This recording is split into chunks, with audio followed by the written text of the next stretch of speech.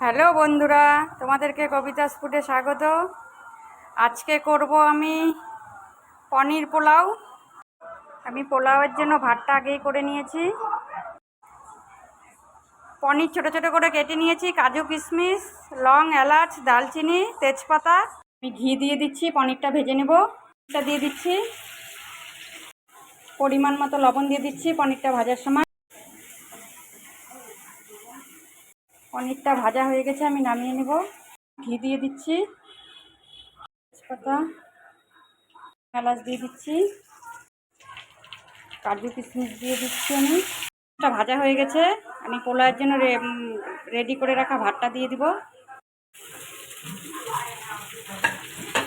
পরিমাণ মতো লবণ দিয়ে দিচ্ছি, ভেজে রাখা পনিরগুলো দিয়ে দিচ্ছি, দিয়ে দিচ্ছি। মিষ্টিটা তোমরা তোমাদের পরিমাণ মতো দিবে। পোলাও মশলা দিয়ে দিচ্ছি আমি 1 চামচ। 1 চামচ ঘি দিয়ে দিচ্ছি আমি।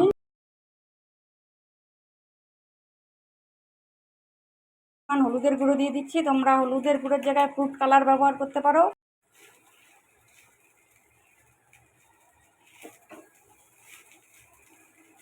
হয়ে গেছে, আমি নামিয়ে নেব।